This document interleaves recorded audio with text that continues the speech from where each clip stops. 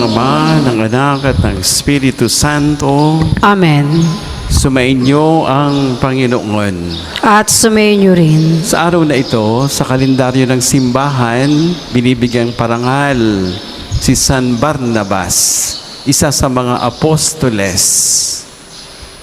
Upang pakinabangan natin ang pagdiriwang, humingi muna tayo ng awa sapagkat tayo'y mga taong mahihina. Ama naming makapangyarihan, si San Bernabeng Puspos ng Espiritu Santo at pananampalatayang matibay ay sinabi mong ibukod upang gampanan ang pag-akit sa mga bansa. Ang mabuting balita na masigasig niyang inilahad, patuloy nawang maipahayag, totohanang matupad sa pamamagitan ni Kristo, kasama ng Espiritu Santo, magpasawalang hanggan. Amen.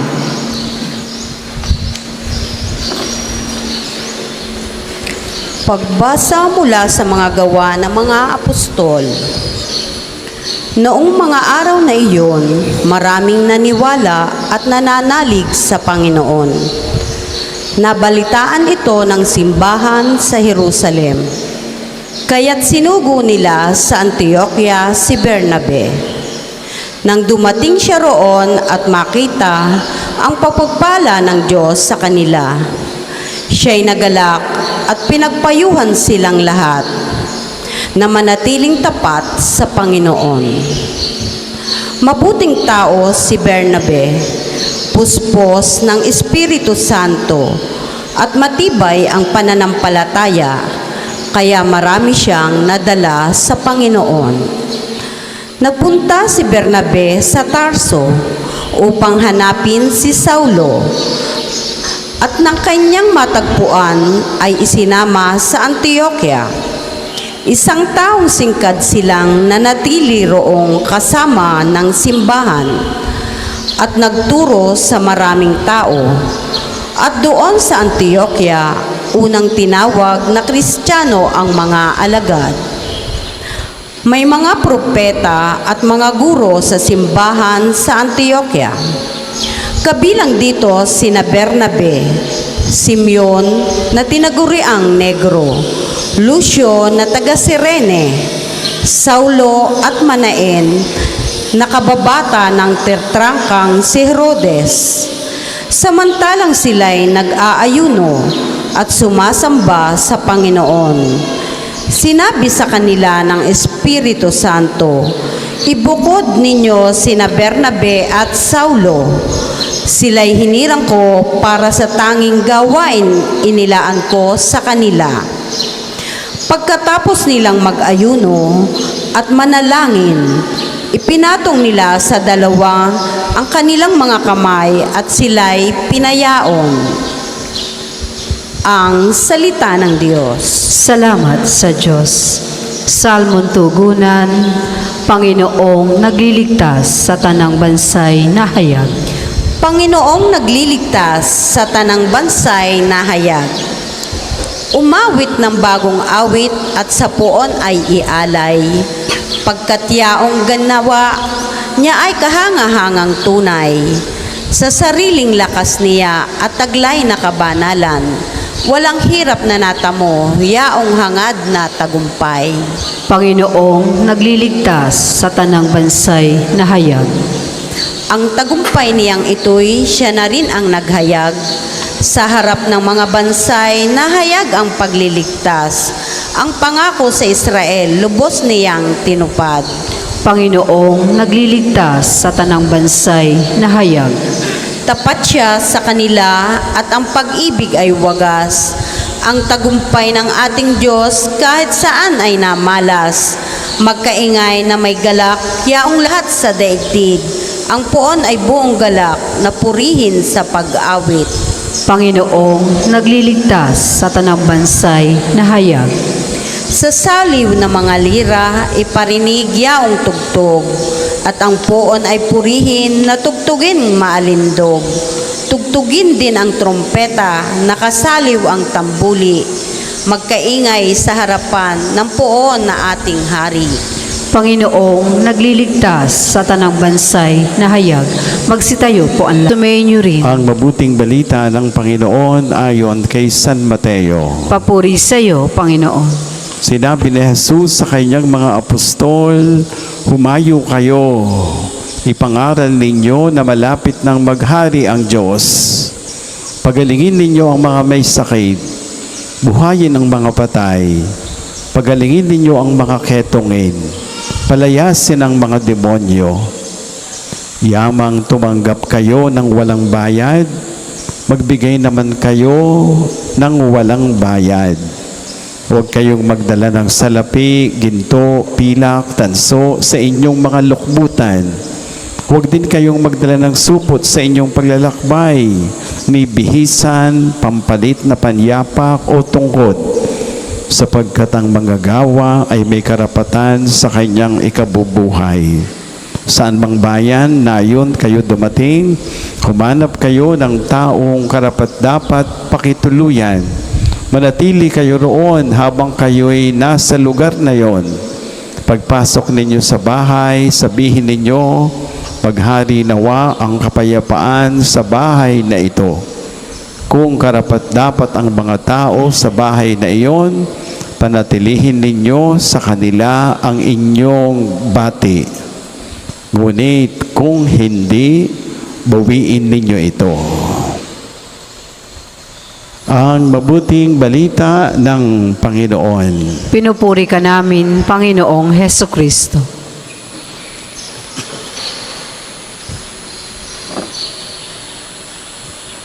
Ang pista sa araw na ito, binanggit ko kanina, si Saint Barnabas. Nung tinagalog, napakinggan nyo rin, San Bernabe. Pero alam nyo, ang ganda sa English, yung Barnabas. Dahil yung Barnabas, ang kahulugan talaga, bar is son, at yung dalawang syllables, encouragement. Kaya ang kahulugan ng Barnabas, son of encouragement. Mas magandang pagnilayad do sa Tagalog, Bernabe. Kaya sabi ko'y napakagandang pagnilayan. Ang kahulugan ng kanyang pangalan ay ang gandang paalala. Kung ang kahulugan ng Barnabas ay son of encouragement, naging buhay ni San Barnabas ang mag-encourage ng mga taong nagdududa, naghihina, nagdadalawang isip. At siya, tagapagpalakas ng loob. Tingnan nyo, isa sa laman ng unang pagbasa, may isang convert. Ang pangalan ay Saulo. Kaya lang itong si Saulo, oo, gusto nang maging full na Kristiyano, kaya lang dati siyang terrorist. Ang kanyang naging nakaraan ng huhuli ng mga Kristiyano, pinarurusahan, terrorist. At marami siyang tinerrorize. Subalit alam natin na itong si Saulo, biyaya ng Diyos. Papunta siya sa isang lugar para mag-terrorize na naman patungo sa Damasco. Tinamaan siya ng isang sinag at siya'y napasubasog. Isang tinig ang kanyang napakinggan. "Saulo, bakit mo ako iniusig?" "Sino ka?" tanong ni Saulo. "Ako si Jesus na iyong inuusig." At yun ang simula ng kanyang pagbabagong buhay. Yan si Saulo, mas kilala sa salitang Pablo. At si San Pablo, naging malaking bahagi ng pagkalat ng mabuting balita sa maraming lugar nagtayo ng maraming mga komunidad. Mga komunidad, sambayanan na pagkakatapos niyang itayo, oo, iiwanan niya, pero kanyang susulatan para nananatiling nagagabayan niya. Kaya't si San Pablo, tingnan niyo ang Biblia, andun ang kanyang mga sulat sa mga taga-Roma, taga-Efeso, Colossians, mga komunidad na kanyang itinayo. At nung kanyang itinayo, oo, kanyang iniwanan, pero patuloy niyang ginabayan. Gusto kong inyong makita kung papaanong ang laki ng papel ni Saulo na naging Pablo, Saul na naging Saint Paul. Ang laki ng kanyang nagawa. Pero meron kayong hindi kita, ang papel ni San Barnabas. Bakit? Nung si Saulo ay nagbagong buhay na, hindi siya kakaagad makapasok sa Kristiyanong pamayanan. Takot sa kanya. Isipin niyo, dating terrorist, di umano'y nagbagong buhay at gustong sumali sa kanyang mga tineterrorize. Nakakadalawang isip, nakakaduda, totoo kaya ito? At hindi ganun kabilis ang kanyang pagsali sa Kristiyanong pamayanan, sapagkat siyempre, ang laki ng kaba, ang laki ng duda ng Christian community, ex-terrorist, at gustong sa atin ay sumali. Sino ang naglakas loob? Si San Bernabe. Siya ang nagpunta sa siyudad nitong si Saulo at siya ang naghimok, ako ang iyong magiging tulay. Laksan mo ang iyong loob. Pawiin mo ang panghihina ng iyong loob. Sasamahan kita. Dadalhin kita sa Kristiyanong pamayanan. Kaya, tinanggap si Saulo dahil na rin kay Bernabe. Kung hindi dahil kay Bernabe, hanggang maliit na lugar ang naiambag nitong si San Pablo. Son of encouragement. Isang taong nagpapalakas ng loob sa isang taong nanghihina ang loob, nagdududa, at nawawalan na ng pag-asa. Yan si Bernabe. Yan si Barnabas. At tingnan din ninyo, kahit siya ay naging tulay sa pag-angat ni San Pablo, kilalang kilala si San Pablo, pero iilan ang nakakakilala kay San Bernabe. Pwede sa kanya, kay Bernabe, kahit ako'y magpaangat ng iba, nananatiling nasa likod lang ako ng kortina. Kung may dalhin man ako sa spotlight, okay na ako kahit ako'y dim light. Ang ganda. Sa araw na ito, yun ang inyong tingnan. Tayo'y maging tagapagpalakas ng loob ng mga taong sa totoo, malaki ang pwede pang iangat. Subalit tinatalo ng duda, tinatalo ng takot, maging Bernabe para sa kanila. Unang hamon. Ikalawang hamon, kapag sila'y umangat, kayo ayos lang na nasa likod ng inyong pinaangat. Kung may dinala kayo sa spotlight, ayos lang sa inyo na kayo'y dim light. Tinulungan ninyo sa kanyang hanap buhay. Tinulungan ninyo na magkatrabaho. Tinulungan ninyo na magkaroon ng kumpiyansa sa sarili. At matapos na tumulong, ayos lang. Kahit ikaw na tumulong, nasa kanya lang nalilikot na likuran. Huwag nang humabol, maghanap ng palakpak. Ang mahalaga, naging tulay ka sa paglago ng isang tao na nangangailangan ng tulong mo. Panginoon, narito kami ngayon, naghahandog ng aming alay. Dala namin ang alak at tinapay na bunga ng aming pagsisikap.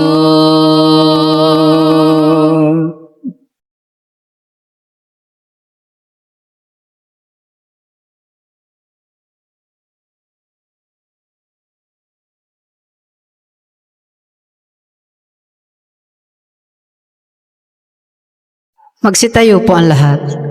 Malangin kayo mga kapatid, paghahain natin kalugdan ng Diyos Ama na makapangyarihan. Tanggapin nawa ng Panginoon itong paghahain sa iyong mga kamay, sa kapurihan niya at karangalan, sa ating kapakinabangan at sa buong sambayanan niyang banal. Ama naming lumikha ang aming mga alay, gawin mong banal sa iyong basbas na nagpapaalab nawa sa ningas ng iyong pag-ibig sa aming lahat, sapagkat ito rin ang nagbunsod kay San Bernabe para ihatid sa mga bansa ang liwanag ng mabuting balita sa pamamagitan ni Kristo kasama ng Espiritu Santo magpasawalang hanggan. Amen. Sabayin niyo ang Panginoon. At sumayin niyo rin. Itaas sa Diyos, puso at diwa. Tinaas na namin sa Panginoon. Salamatan, Panginoong ating Diyos. Marapat na siya ay pasalamat. Ama na makapangyarihan, tunay ngang marapat na ikaw ay pasalamatan sa pamamagitan ni Kristong Panginoon.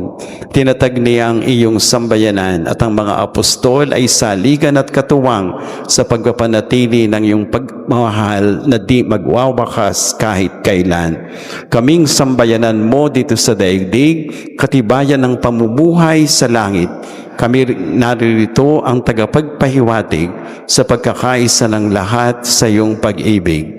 Kaisa ng mga anghel na nagsisiawit ng papuri sa iyo nang walang humpay sa kalangitan, kami nagbubunyi sa iyong kadakilaan.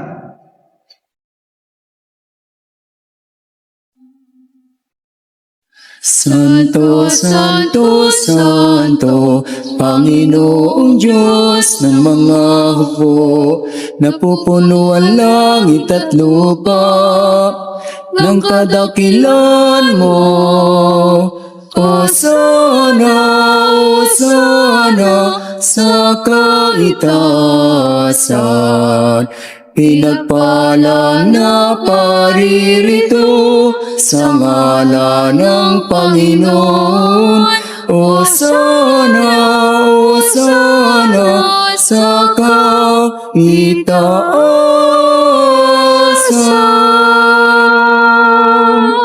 Kung hindi po kayang lumuhod, manatili pong nakatayo na may paggalang. Manaming banal, ikaw ang bukhalang tanang kabanalan, kaya't sa pamamagitan ng iyong Espiritu, gawin mong banal ang kaloob na ito para sa amin maging katawan at tugo ng aming Panginoong Hesukristo. Bago niya pinagtiis ang kusang loob na maging handog, hinawakan niya ang tinapay, pinasalamatan kaniya, pinaghati-hati niya iyon, iniabot sa kanyang mga alagad at sinabi, tanggapin ninyong lahat ito at kanin. Ito ang aking katawan na ihahandog para sa inyo.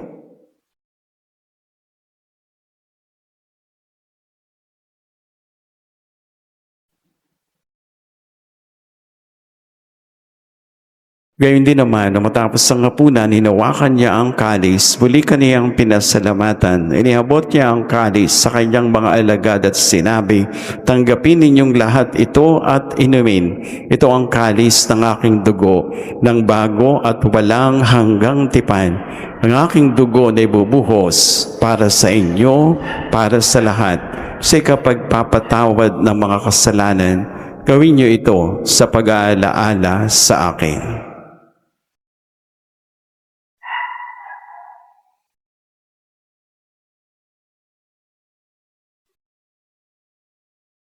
Ipagbunyi misteryo ng pananampalataya. Si Kristo'y namatay, si Kristo'y nabuhay, si Kristo'y babalik sa wakas ng panahon. Ama, ginagawa namin ngayon ang pag-aalaala sa pagkamatay at muling pagkabuhay ng iyong anak.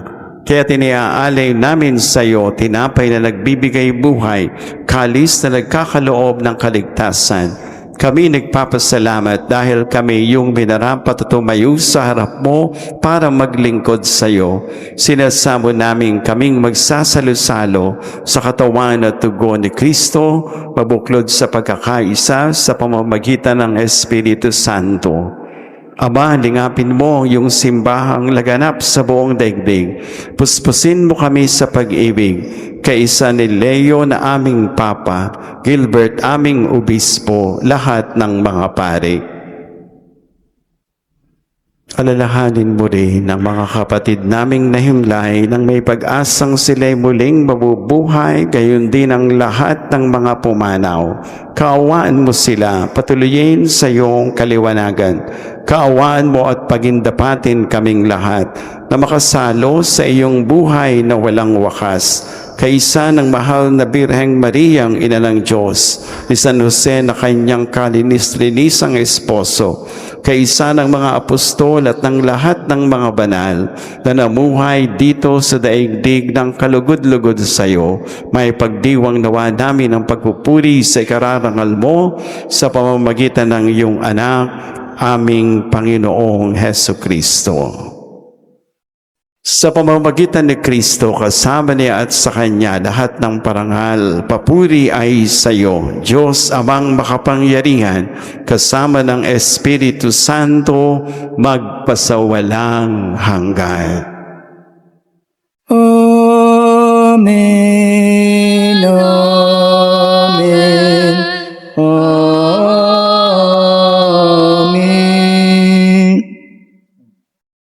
Ngayon, bilang isang pamilya, taimtim, tumawag tayo sa Ama. At ng masama, pagkalooban ng kapayapaan araw-araw, iligtas sa kasalanan, ilayo sa lahat ng kapahamakan, samantalang aming pinananabikan, dakilang araw ng pagpapahayag ng tagapagligtas naming si Hesu Kristo. Sapagkat sa'yo nagmumula ang kaharian at kapangyarihan at ang kaluwalhatian magpasawalang hanggan.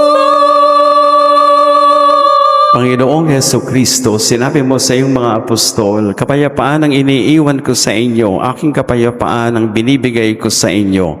Tungayan mo ang aming pananampalataya, huwag ang aming pagkakasala. Pagkalooban mo kami ng kapayapaan at pagkakaisa ayon sa iyong kalooban, kasama ng Espiritu Santo, magpasawalang hanggan. Amen. Kapayapaan, lagi nawang sumainyo, At sumayin niyo rin. magbigayan ng kapayapaan. Peace sa inyo. Kordero ng Diyos, nag-aalis ng mga kasalanan ng sanlibutan, maawa ka sa amin. Kordero ng Diyos, nag-aalis ng mga kasalanan ng sanlibutan, maawa ka sa amin. Kordero ng Diyos, nag-aalis ng mga kasalanan ng sanlibutan, pagkaloob mo sa amin ang kapayapaan. Kung di po kayang lumuhod, manatili pong nakatayo na may paggalang. Narito si Jesus, ang kordero ng Diyos, sa anyo ng tinapay at ng alak. Siya nag-aalis ng ating mga sala, mapalad lahat na tatanggap sa Kanya. Panginoon, hindi ako karapat-dapat na magpatuloy sa iyo, ngunit sa isang salita mo lamang ay gagaling na ako.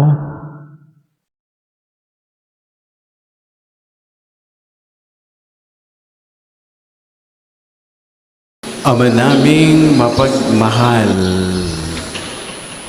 kaming tumanggap sa banal na pakikinabang, nakikiusap sa iyo na ang aming pinagsaluhan sa paggunita kay Apostol Bernabe maganap ng hayagan sa aming buhay sa pamamagitan ni Kristo, kasama ng Espiritu Santo magpasawalang hanggan. Amen. Sumainyo ang Panginoon. At sumayin niyo rin. Pagpalain kayo ng makapangyarihan at butihing Diyos, Ama, Anak at Espiritu Santo. Amen. Kumayo kasama si Kristo at basbas ng Padre Pio. Salamat sa Diyos.